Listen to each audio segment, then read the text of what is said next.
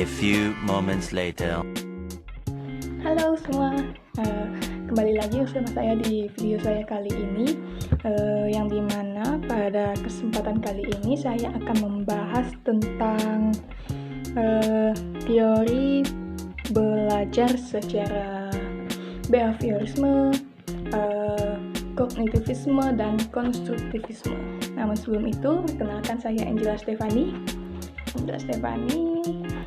Saya mahasiswa program studi pendidikan matematika semester 3. Dan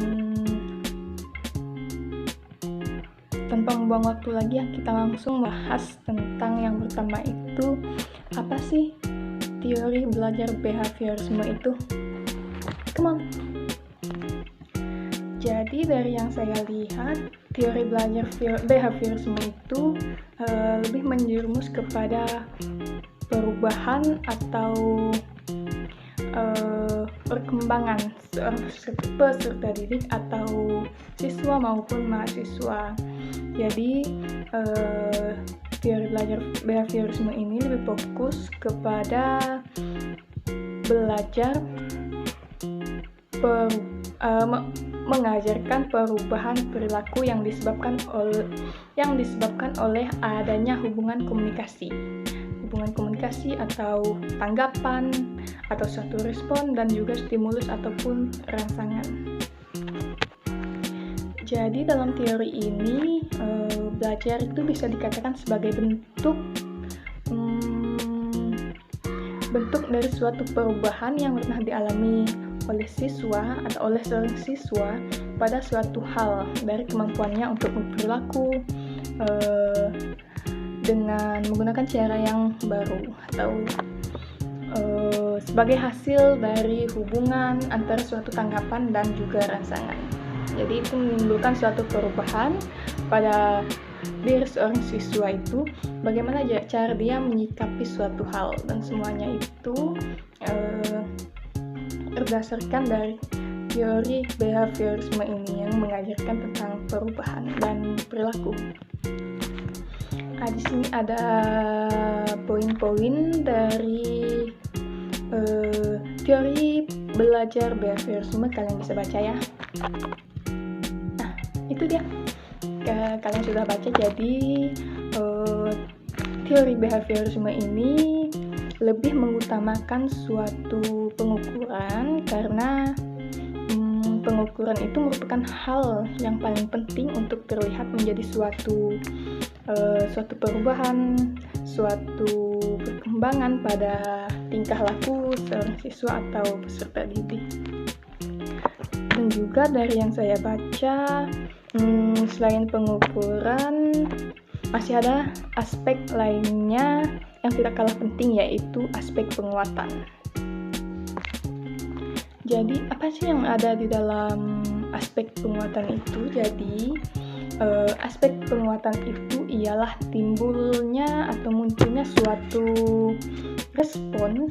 Penguatan bertambah, jika suatu penguatan itu bertambah banyak, maka suatu respon juga akan menjadi semakin kuat. Dan juga begitu juga dengan sebaliknya. Nah, di dalam teori behaviorisme ini juga ada beberapa tokoh atau praktisi pendidikan yang memberikan pendapatnya mengenai teori behaviorisme ini. Yang pertama itu ada Skinner, itu dia memberikan pendapat tentang operant conditioning. Kemudian yang kedua ada Edward tentang law of effect. Kemudian ada Ivan Petrovich atau Pavlov. Dan yang keempat ada John R. Waston. Jadi itu ada keempat tokoh yang memberikan pendapat tentang teori belajar behaviorisme ini. Oke, tadi sudah tentang teori belajar secara behaviorisme, dan sekarang itu secara kognitivisme. Jadi sebelum itu, apa itu kognitivisme? Jadi kognitivisme itu adalah teori yang menggambarkan bahwa belajar terdiri dari beberapa proses, antara lain analisis, mengolah informasi, prediksi, dan juga problem solving. Teori ini lebih mengutamakan proses belajar daripada belajarnya. Jadi kalau tadi belajar behaviorisme ini lebih fokus kepada perubahan tingkah laku, dan di sini lebih mengutamakan proses belajar daripada hasilnya.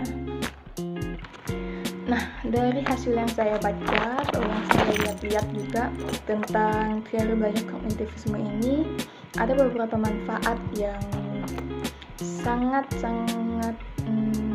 bermanfaat lah buat kita, apalagi dalam pendidikan gitu ya. Yang pertama itu manfaatnya untuk meningkatkan pemahaman. Jadi memahami konsep belajar kognitivisme ini dapat membantu kita untuk meningkatkan pemahaman kita untuk mendapatkan informasi baru, baik di saat kita belajar atau mau apapun itu. Kemudian juga membantu kita dalam mempelajari hal baru dengan lebih cepat dan tanggap.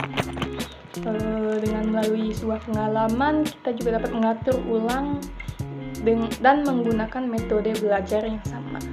Jadi manfaat teori belajar kognitivisme selanjutnya juga meningkatkan keterampilan problem solving. Jadi secara tidak langsung juga kita juga sudah mempelajari dan mengembangkan keterampilan problem solving kita, dan keterampilan ini dapat kita gunakan untuk memecahkan suatu masalah yang mungkin akan timbul di kemudian hari. Tapi meskipun begitu, ternyata teori belajar kognitif ini juga memiliki kekurangan dan kelebihannya. Kita lihat dulu untuk kelebihannya. Teori belajar kognitivisme ini, proses belajar akan menjadi lebih inovatif, menjadi lebih kreatif, dan juga menjadi lebih mandiri. Kemudian juga membuat belajar menjadi lebih mudah dipahami. Jadi itu salah satu bentuk kelebihan dari teori belajar kognitif ini. Kemudian kekurangannya apa sih? Kekurangannya itu dalam teori belajar kognitif ini memang agak sulit untuk dipahami. Hal tersebut terjadi karena adanya pemahaman yang masih belum lengkap. Jadi masih agak sulit untuk kita pahami. Nah, ini kalian juga bisa lihat poin-poinnya ya, saya sertakan di sini juga, jadi kalian bisa lihat sendiri. Selanjutnya, teori yang ketiga yaitu tentang teori belajar secara konstruktivisme.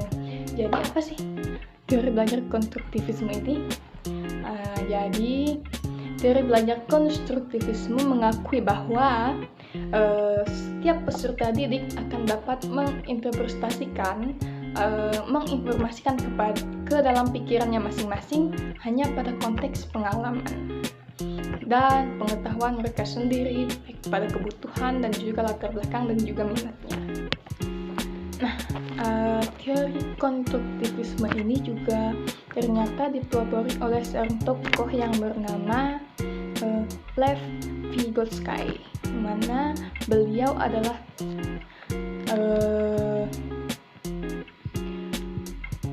seorang tokoh yang mempelopori teori ini. Dia menekankan bahwa manusia secara efektif menyusun pengetahuan dan memiliki fungsi-fungsi mental serta memiliki koneksi sosial. Beliau berpendapat bahwa manusia itu mengembangkan konsep yang sistematis, logis, dan juga rasional sebagai akibat dari percakapan dengan seorang yang dianggap ahli di sekitar. Jadi teori belajar secara konstruktivisme ini dikemukakan oleh seorang tokoh yang bernama Lev Vygotsky.